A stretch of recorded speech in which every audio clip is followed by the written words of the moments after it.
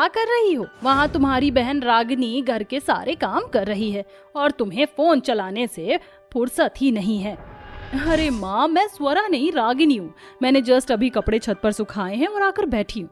अब क्या मुझे 2 मिनट चैन से सांस भी नहीं लेने दोगी? अरे ये क्या, मुझे लगा स्वरा यहाँ बैठी है, लेकिन समझ ही नहीं आता। तुम दोनों के चेहरे इतने मिलते जुलते जो हैं। स्वरा के पास जाऊं तो रागिनी होती है, रागिनी के पास जाऊं तो स्वरा होती है। अब आपने जुड़वा बेटियां पैदा की हैं तो ये सब तो झेलना ही होगा। कोकिला बड़बड़ाते हुए वहां से चली जाती है।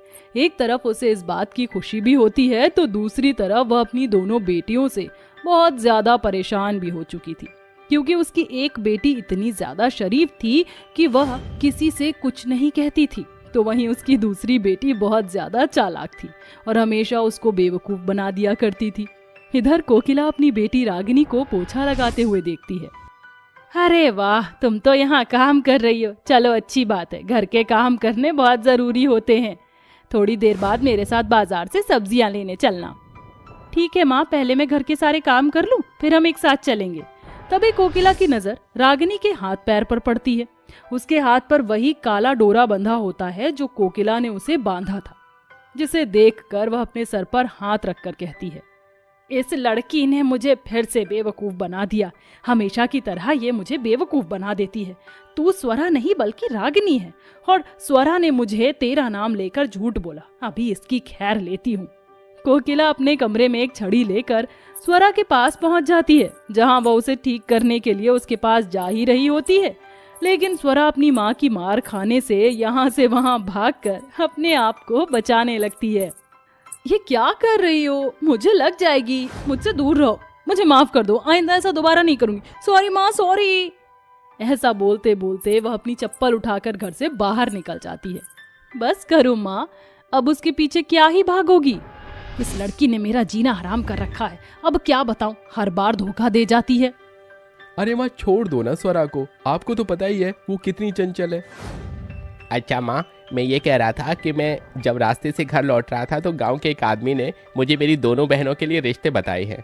क्या कहा? रिश्ता कौन है? कैसे हैं? हमारी बेटियां वहाँ खुश रहेंगी या नहीं? पहले ये सब जानना भी तो बहुत जरूरी है। अमीर परिवार से रिश्ता आया है माँ। परिवार भी बहुत अच्छा है। मेरी दोनों बहनें वहाँ पर खुश रहेंगी, ये मेरा तुमसे वादा है। अगर तू अपनी बहनों के लिए सोच रहा है तो तूने अच्छा ही सोचा होगा।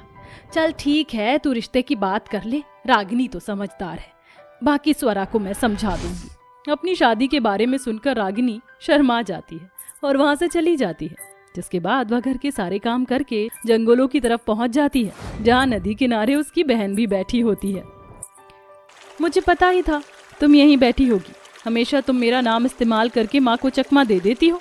तुम्हें ऐसा नहीं करना चाहिए स्वरा। अरे रागिनी, तुम्हें तो पता ही है मुझे घर के काम करना बिल्कुल भी पसंद नहीं, इसलिए मुझे ये सब करना पड़ता है। वैसे मुझे तुम्हें कुछ बताना था। दरअसल हमारे रिश्ते की बात चल रही है और भैया ने हमारे लिए 2 लड़के देखे हैं, एक ही परिवार से। हे भगवान, इसका मतलब मुझे आगे की जिंदगी तक तुम्हें झेलना ही पड़ेगा। ओह, ये तो ठीक नहीं होगा।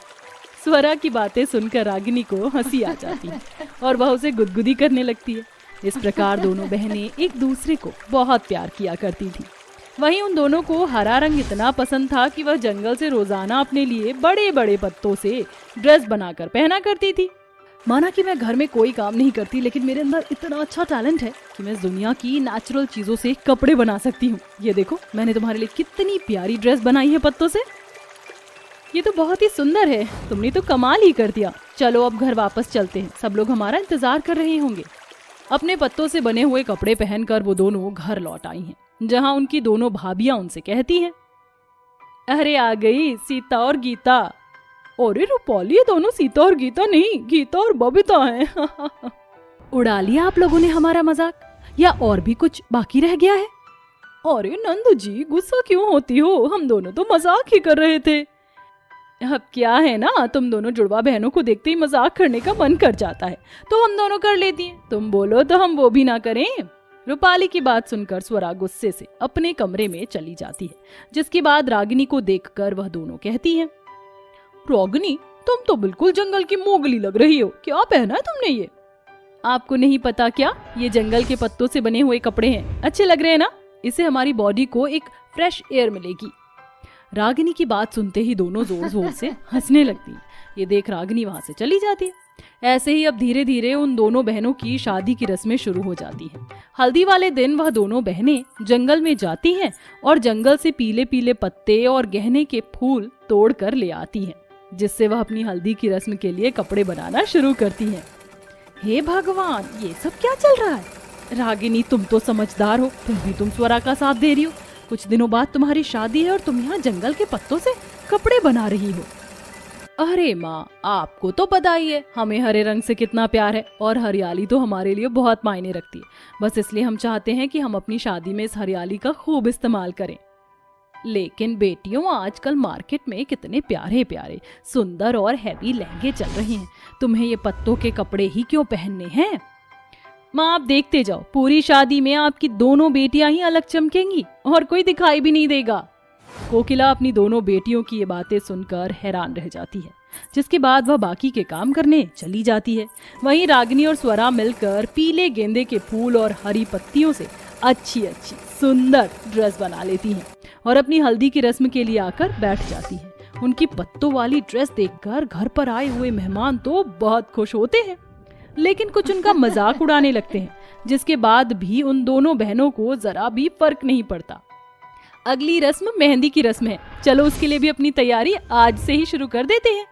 रागिनी और स्वरा दोनों ही मिलकर जंगल में जाकर एक एक अच्छे से पत्तियां बीन बीन कर घर लेकर आते हैं, जिसमें उनकी बहुत ज्यादा मेहनत लग जाती है और वो दोनों मिलकर मेहंदी की रस्म में पहनने के लिए हरे कपड़े बना लेती हैं। ये देख उन दोनों का पूरा परिवार उन्हें ऐसे कपड़े पहनने से मना तो करता है, लेकिन रोक नहीं पाता। अरे तुम दोनों लड़कियों ने तो हमारी नाक ही कटवा दी। इस तरह मोगली बनकर कोई बाहर कैसे जा सकता है? जरा सोचो तो सभी लोग क्या सोच रहे होंगे तुम दोनों के बारे में।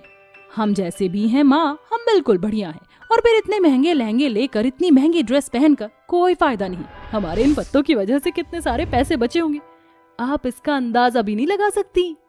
तभी वहाँ स्वरा के दोनों भाई आ जाते हैं और पहली बार वो दोनों अपनी बहन के सपोर्ट में बोलते हैं, बहुत अच्छी बात है, तुम्हें जो पहनने का मन करे वो पहनो, कोई तुम्हें नहीं रोकेगा। ये तो कितना अच्छा टैलेंट है माँ, आप इसके लिए क्यों बेचारियों को डांट रही हो? ये दोनों जैसा चाहेंगे वैसा ही होगा, आप उसकी चिंता मत कीजिए। अपने भाइयों को अपना सपोर्ट लेते हुए देख वो दोनों जुड़वा बहनें बहुत खुश होती हैं। उस दिन के बाद वह जंगल से जाकर अपने लिए खूब सारे पत्ते और कई सारे फूल तोड़कर लेकर आती हैं और दोनों बहनें मिलकर उनसे अपना शादी का जोड़ा बना लेती हैं। पत्तों के कपड़े पहनकर जब वह बारात के सामने पहुंचती हैं, तो उसके सास ससुर उन्हें देखकर हैरान रह जाते हैं। अरे मैंने तो सोचा ही नहीं था कि बहुएं कभी अपनी शादी के दिन पर पत्तों वाले कपड़े पहनेंगी। तुम दोनों बहुत ही सुंदर लग रही हो। हाँ हाँ, मेरी दोनों बहू बहुत ही यूनिक और समझदार हैं। पवन और ललिता दोनों ही अपने बेटों से जुड़वा बहनों की शादी करवाकर उन्हें घर ले आती हैं। शादी के बाद से स्वरा थोड़ी समझदार हो जाती है और रागिनी के साथ अपने ससुराल को मिल बांट कर संभालने लगती है, जिसके चलते अब दोनों बहनें एक ही घर में खुशी खुशी रहने लगती हैं। हमारा नया वीडियो कल रिलीज होगा, इसे दूसरों से पहले पाने के लिए चैनल को सब्सक्राइब करें।